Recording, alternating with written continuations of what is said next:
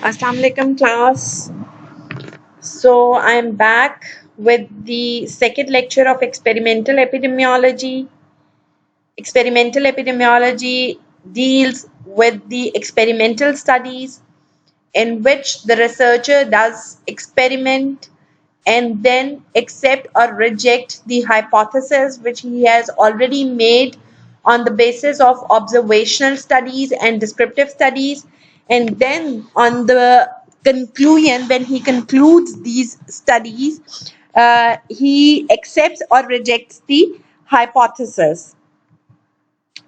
So today we will be discussing the scope of the experimental epidemiology, how we divide it into single group intervention, multiple group interventions, what are the differences between randomized control trials and non-randomized control trials, and then how do we measure effectiveness of the drugs or effectiveness of the procedures. So, having a recap of my last lecture, experimental studies are basically those studies in which the researcher experiments, he does something new and intervenes with the subject in such a way that the outcome of the interest changes. So it means he's doing something which is changing the outcome of interest. He is doing some intervention which is changing the course of disease. Fine. So experimental studies are divided into two major categories: single group interventions and multiple group interventions. Single group intervention means the experimentation is there, only one group is there, and there is no control group present. Fine. So this is a single group intervention. One researcher, one experiment, one group means single group interventions. Okay, fine. So single group interventions can be therapeutic trial. For example, a researcher wants to conduct a study in which he wants to assess that after giving iron tablets to anemic females who are coming to the OPD of Tertiary Care Hospital Lahore, what is the change which has been brought in the mean hemoglobin concentration of these women after giving them the oral iron supplementation. Fine. So this will be a type of therapeutic trial in which the researcher has given a therapy and now he wants to assess that what changes have been done in the course of the disease. Fine. Another example of single group study can be preventive trial. For example, the government of Pakistan uh, takes a community and it plans to give the measles vaccine to all the children at the age of 9 months, and then follows over a period of 5 years and looks that how many of them who were actually immunized have developed measles. So it will be a type of preventive trial, fine, in which the preventive aspect is introduced into the community and then its effect on the outcome of interest, outcome of the disease has been noticed. Again, a single researcher, a single group, and a single intervention. Another type of single group intervention can be field trial. And I'll give you an example of field trial. For example, in a community where the contraception prevalence rate is really low, some intervention is done. For example, health education is done to introduce the community about the different methods of contraception and its advantages and disadvantages. And then, over a period of time, it is estimated that has contraception prevalence rate been improved in this community or not. So these are different types of single group interventions. Again, I am emphasizing that in single group intervention, the researcher experiments with a single group only, follows over a period of time, and looks at the changes which have been brought in the outcome of interest. The experimental studies are further subdivided into another group, which are in which there are two groups or more than two groups. When we compare this component with the first one, now we have a control group present. So when a researcher is dealing with two groups, it means one is experimental group and the second can be a control group.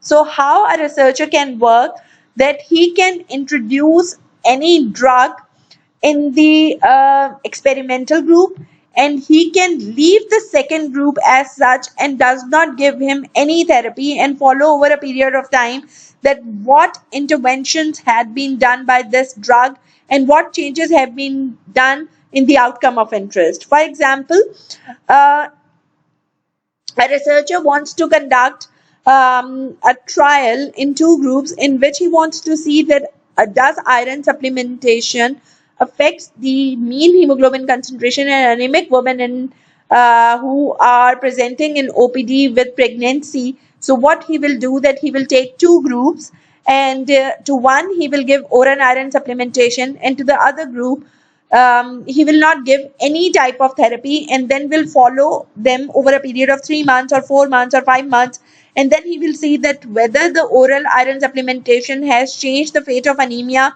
in these pregnant women or not. But the problem here is that the control group is not given any treatment. On ethical basis, this is wrong, and according to Helsinki's declaration, it is not allowed that once a diseased person comes to you and you deny him or her any course of treatment. So, according to ethical guidelines, you have to give the treatment to the second group, and you cannot just leave that group without any intervention. So for conduction of two group of studies, it is said that whenever you want to conduct two group studies, you have to compare them with two drugs. For example, a researcher can conduct a study in which he will take two females who are pregnant, who are suffering from iron deficiency anemia. He will make two groups. To one group, he will give oral iron supplementation, and to the second group, he will give injection venophers, and then over a period of time he will see that mean hemoglobin concentration has been increased in which group, and then he will decide that whether group A, which was given the oral iron supplementation, has shown better improvement, or the group B, which was given injection venophers, have shown more improvement. So we have to compare two drugs, we have to compare two procedures, we have to compare two types of dressings. We cannot leave the diseased population as such. So once we have decided that both the groups should be under experimental group, then we must know that how we are allocating people into two groups. If the randomization process is done to actually include the people into two groups, this is known as randomized controlled trial.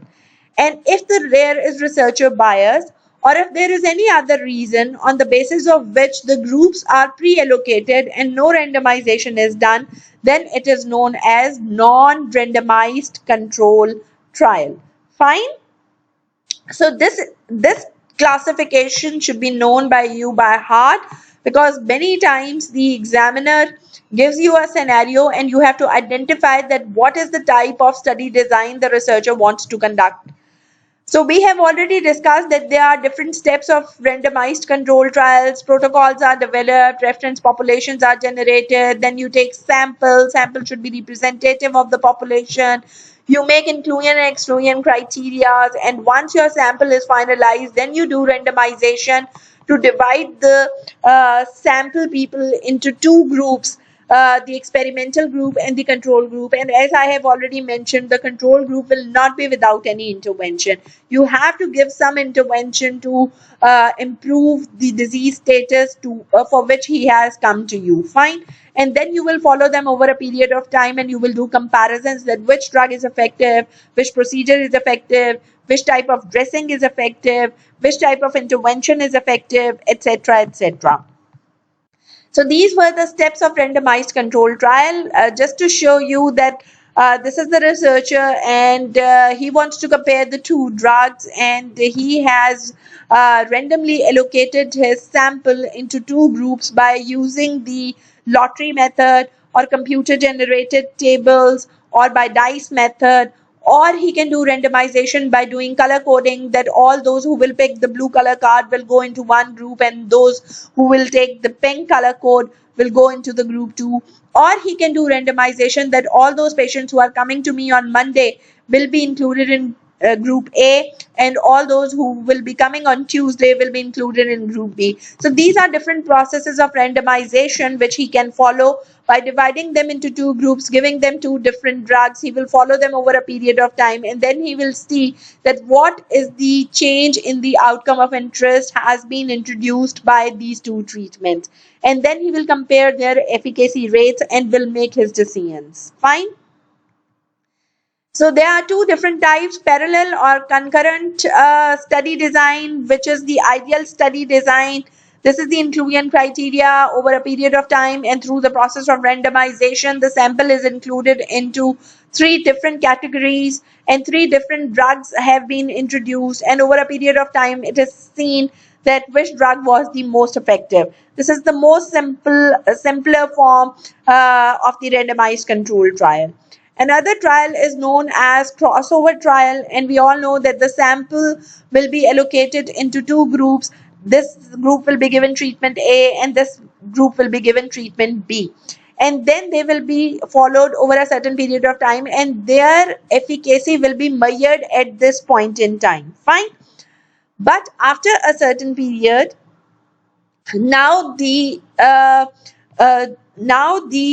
groups will be redistributed. Now this group which has taken this medicine will be allocated the medicine which was given to this group, and this particular group which was given this medicine has now been allocated with this medicine, and again they are followed over a period of time and their efficacy will be measured.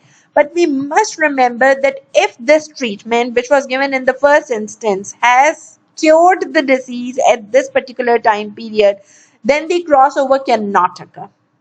Fine, because the outcome of interest has already been changed.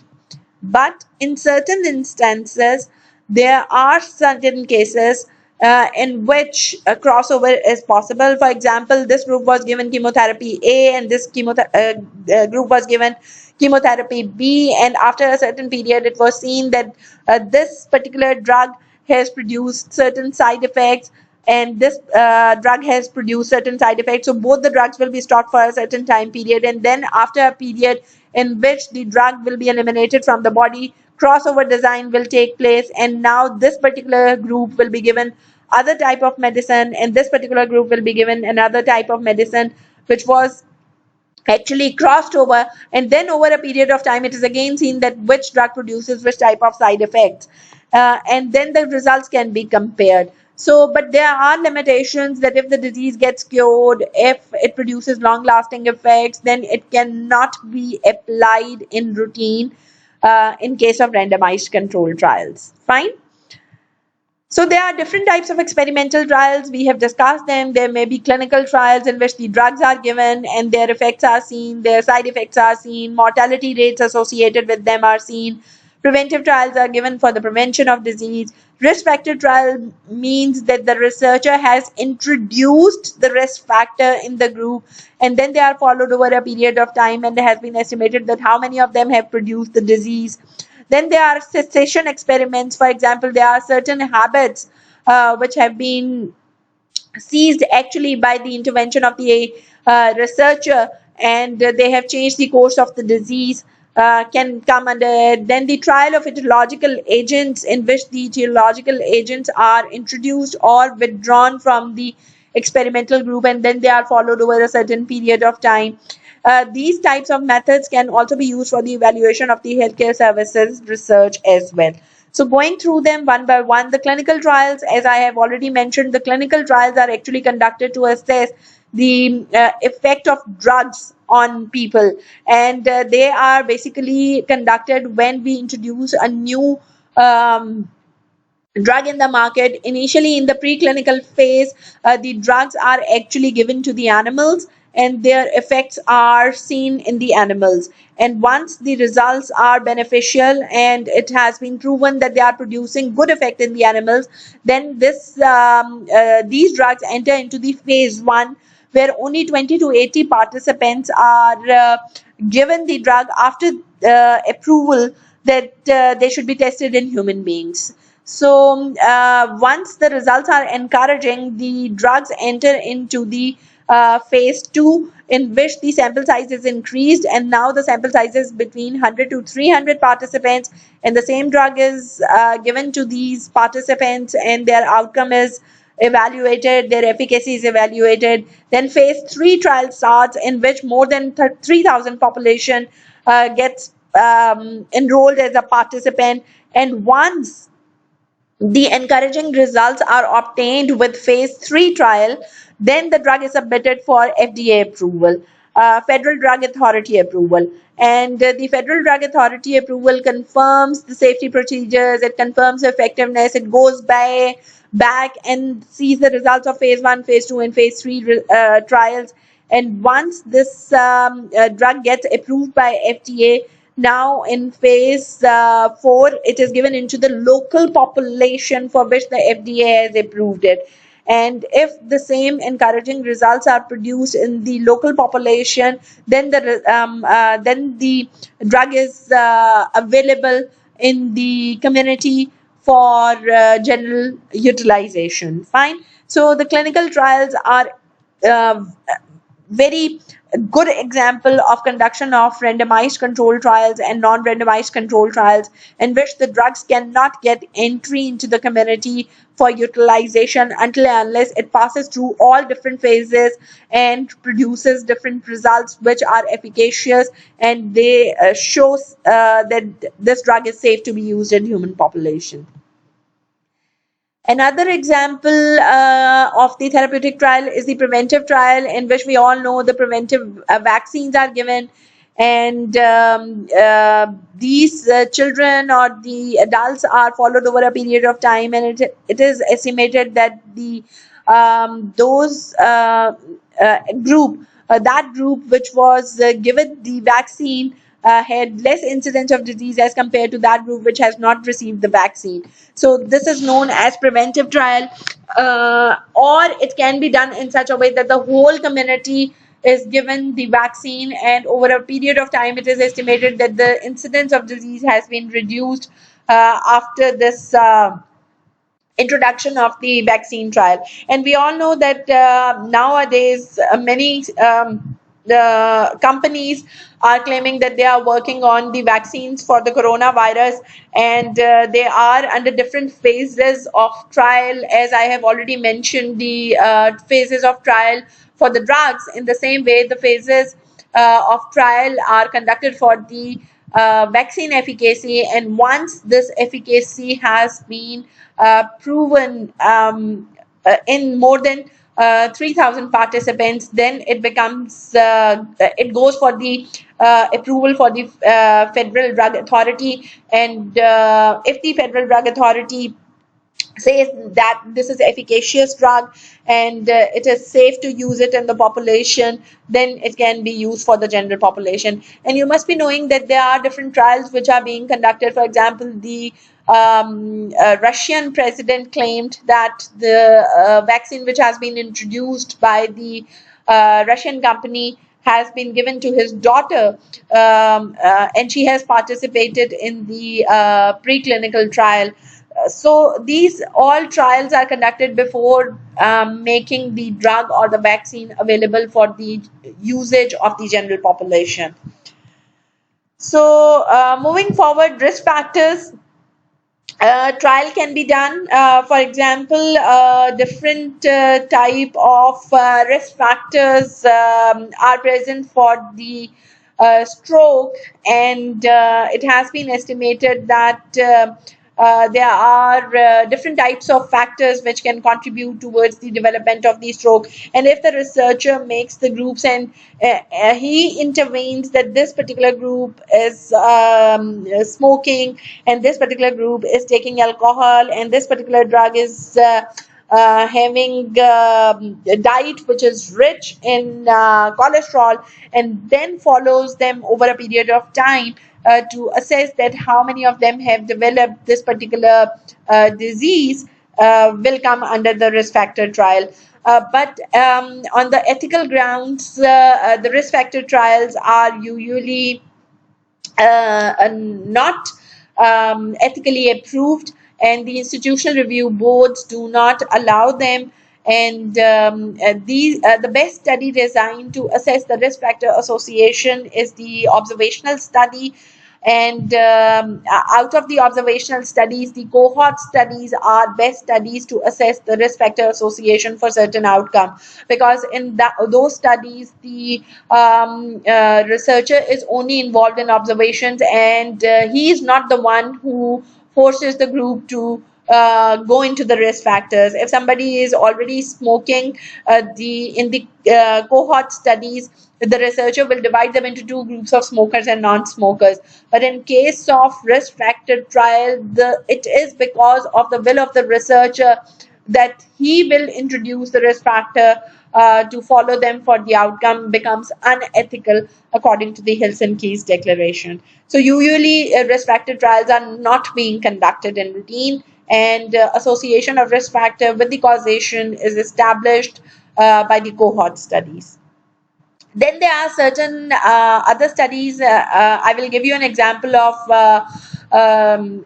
cessation of smoking habit, that it can produce dental staining, and it can produce different types of bad effects in the oral hygiene of different people. So if the researcher gives health education to the smokers that they should not smoke and they should reduce smoking, they should quit smoking, they can use other measures for the tobacco intake or nicotine intake instead of having smoking, then this intervention is basically known as the cessation experiment, because now the researcher will compare that if they were taking cigarettes, what were the aspects of the bad oral hygiene were present, and how it badly affect the teeth discoloration in the participants. And once the smoking was ceased, because of the intervention of the researcher, now the oral hygiene has improved. So this can be one of the type of the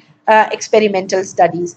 Then another example can be trial of etiological agents. A very well-known example I will give, that it was seen that in premature infants, when they were given the oxygen therapy to prevent the RDS, which is respiratory distress syndrome in them, then excess of oxygen could lead to the development of retrolental hyperplasia in these premature children, which could lead to the blindness, because the more oxygen supply could lead towards the more vascularization of the eye, and it could lead to the retrolental fibroplasia of the preterm babies.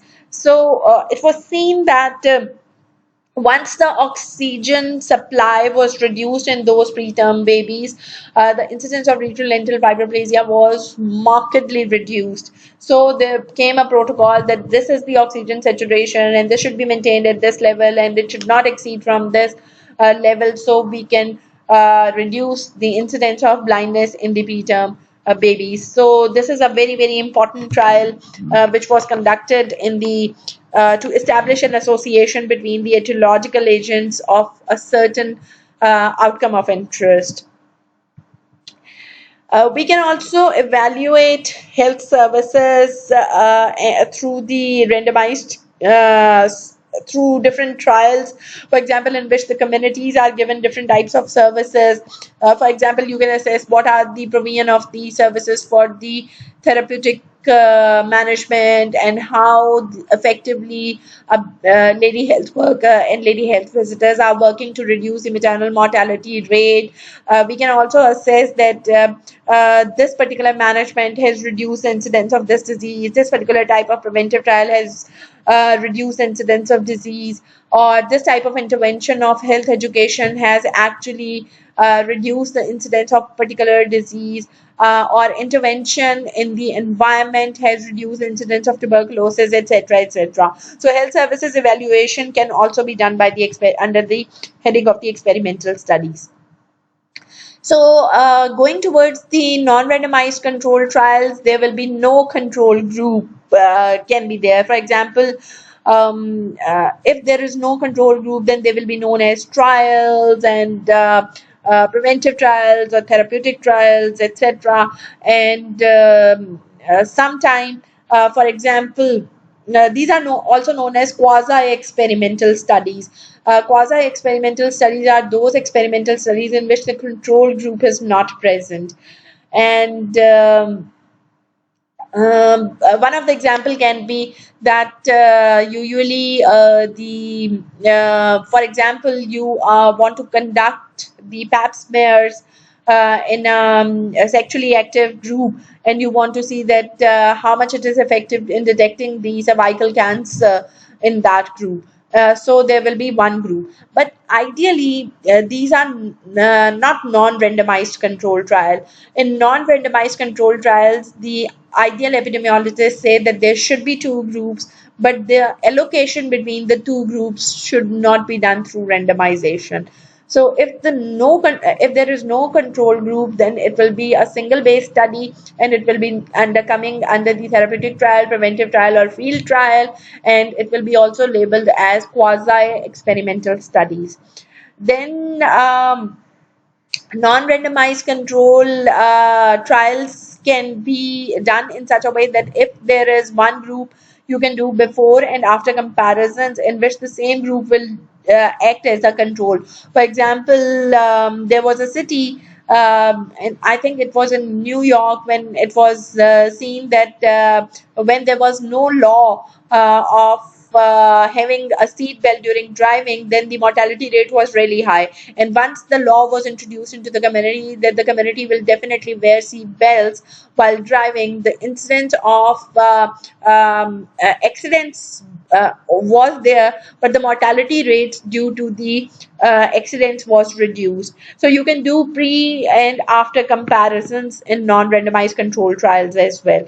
You can do different types of comparisons. For example, if you know that a certain type of procedure is done only in the richer population because they can afford it, and you want to compare it with the other group which is freely available, easily available, and non-affording group can afford it as well, then you can conduct a non-randomized control trial as well.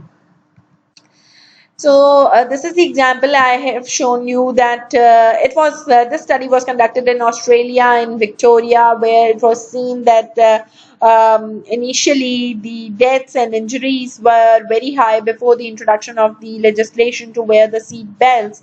And once this legislation came in, soon after 1 year of this legislation, the number of deaths increased and the number of injuries were also decreased. So you can measure the percentage reduction in that group as well. So now time comes for your assignment.